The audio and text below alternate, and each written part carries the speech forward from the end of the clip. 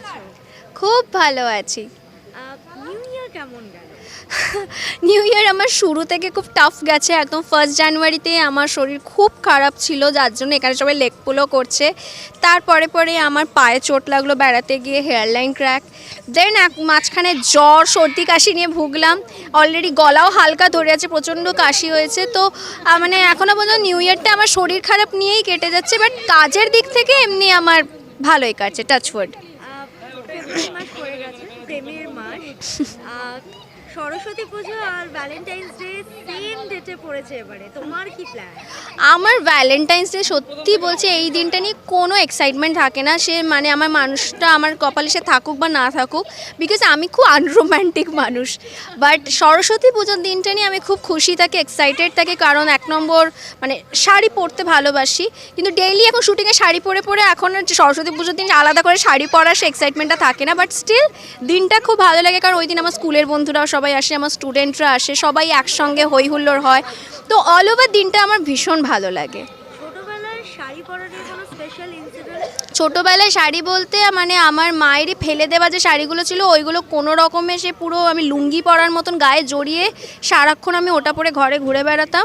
আর আমি ছোটোবেলা থেকে খুব পাকা বুড়ি, শাড়ি পরে নাকি আমার মা বলে নাকি আমি শাড়ি পরে নাকি ভীষণ সুন্দর নাকি আমি হাঁটাচলা করতাম।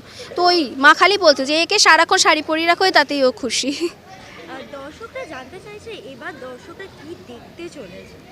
আলোর কোলেতে তো এখন দেখতেই পাচ্ছ যে বিয়ের মরশুম শুরু হয়েছে, এবং প্রত্যেকটা দিন মানে ইভেন্টে ভর্তি আছে। শুধু মানে গায়ে হলুদ নয়, মানে মেহেন্দি আছে, সঙ্গীত আছে, গায়ে হলুদ পর্ব তো আছেই, এবং সঙ্গীতে সবার এখানে তোমরা ডান্স প্রোগ্রাম দেখতে পাবে। তো কারা কারা পারফর্ম করছে এবং বিয়েটাও আদৌ হচ্ছে কি হচ্ছে না সবটা নিয়েই একটা রহস্যের মধ্যে আছি, তার জন্য একটু আলোর কোলেটা দেখতে হবে।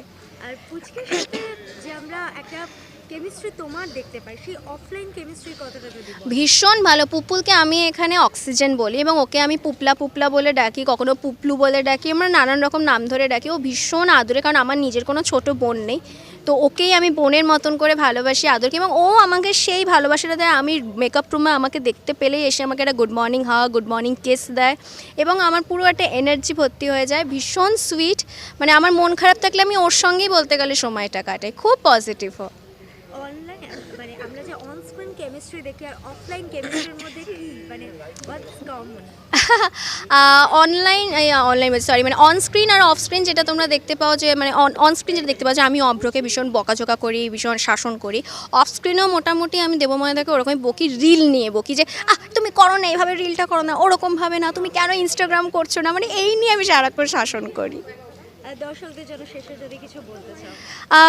নিউ ইয়ার সবে সবে শুরু হয়েছে, তো আশা করব সবার এই বছরটা ভালো কাটবে। ভালো খারাপ নিয়েই যদি বা সবার সময় কাটে, খারাপটাও আমরা কাটিয়ে উঠে ভালো দিনগুলো দেখার অপেক্ষায় থাকবো।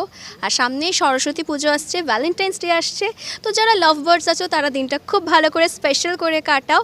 আর প্লিজ সবাই আলোর কোলে দেখো সোম থেকে শনি রোজ রাত 9টায় শুধুমাত্র জি বাংলায়।